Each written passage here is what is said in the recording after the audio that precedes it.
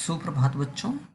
कक्षा 11वीं हिंदी ऐच्छिक जो आपकी पाठ्य पुस्तक है अंतरा भाग 1, उसमें विविध अध्याय आपको पढ़ने को मिलेंगे।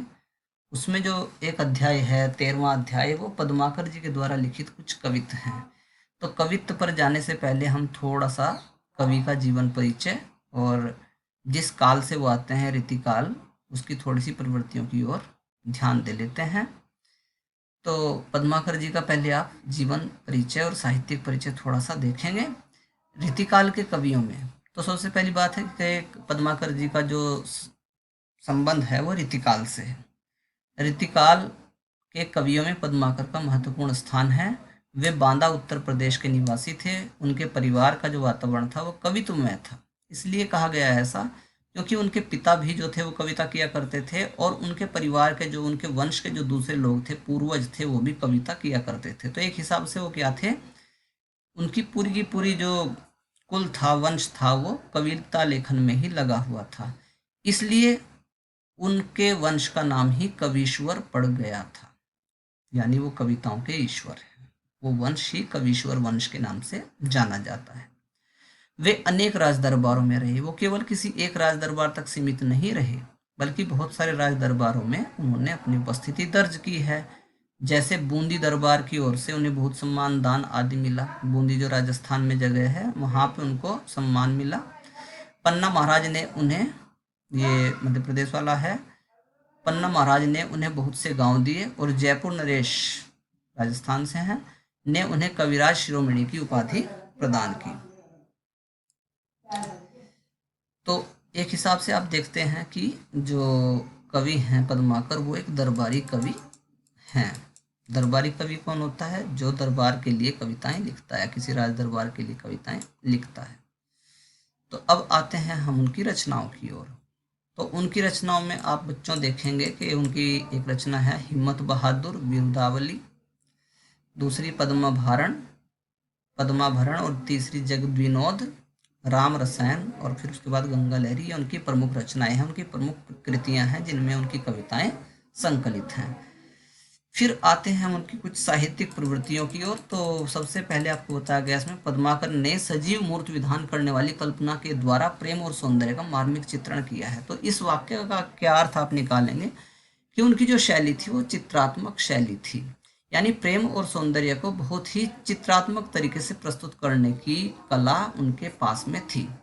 जगह जगह लाक्षणिक शब्दों के प्रयोग, ये थोड़ा सा उनका भाषाई गुण है कि वो लाक्षणिक शब्दों का प्रयोग अपनी कविताओं में किया करते थे और इस शब्द प्रयोग से वे सूक्ष्म से सूक्ष्म भावानुभूतियों को सहज ही मूर्तिमान कर देते, यानी चित्रात्मक शैली में अंदर की जो हृदय की भावनाएं हैं उनको व्यक्त कर देते थे, एक चित्र सा बना देते थे, मूर्तिमान उनको कर देते थे।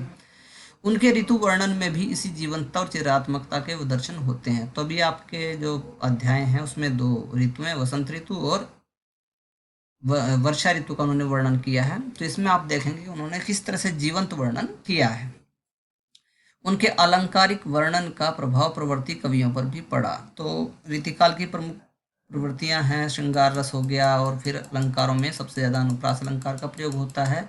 तो उन्होंने खूब अपनी कविताओं में बखूबी अलंकारों का प्रयोग किया है और इस प्रभाव से जो बाद के कवि थे वो भी अछूते नहीं रहे। उनकी कविताओं को पढ़ने के बाद में जो प्रवर्ती कवि थे वो भी बड़े प्रभावित हुए और उन्होंने भी उन जैसा लिखने का प्रयास किया।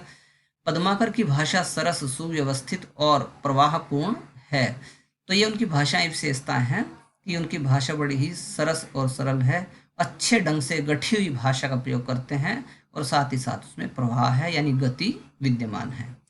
काव्य गुणों का पूरा निर्वाह उनके छंदों में हुआ है। तो छंद के नाम पे अगर हम चलते हैं तो सबसे ज़्यादा प्रयोग जो उन्होंने किए हैं वो कवित्व और सवैया छंद को लेकर के किए हैं। उन्होंने क्या, रीतिकाल में अधिकांश कवियों ने क्या किया है, कवित्व और सवैया छंद का प्रयोग किया है। तो वो उसी परंपरा से जुड़े थे, इसलिए उन्होंने भी कवित्व और सवैया छंद को लिखा।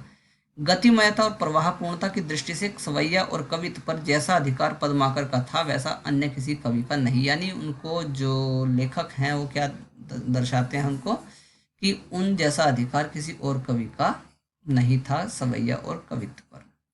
भाषा पर पद्माकर का अद्भुत अधिकार था। अनुप्रास द्वारा ध्वनि चित्र खड़ा करने में अद्वितीय थे। तो इस तरह से ये उनका जीवन परिचय, साहित्यिक परिचय पूरा हो गया। अब थोड़ी सी प्रवृत्तियाँ क्या होंगी रीतिकाल की, रीतिकाल में आपको पता ही है युद्धों का सजीव वर्णन, क्योंकि दरबारी कवि हुआ करते थे तो अपने जो राजा थे उनकी बड़ी प्रशंसा किया करते थे। एक ये हो गया, यही गुण आपको आदिकाल में भी मिलता है, लेकिन रीतिकाल तक इस चीज़ का प्रभाव रहता है, क्योंकि दरबारी कवि परंपरा उस समय पे थी।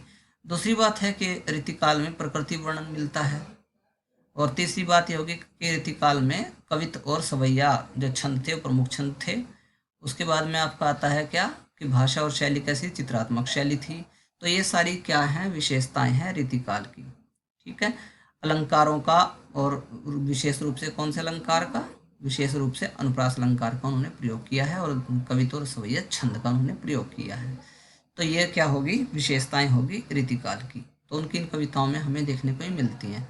आगे क्या है आपका पाठ्य पुस्तक में आपके जो संकलित कविता हैं, थोड़ा सा उनके बारे में लघु रूप में जान लेते हैं। तो 3 कविता हमारे पास इस पाठ्यक्रम में हैं।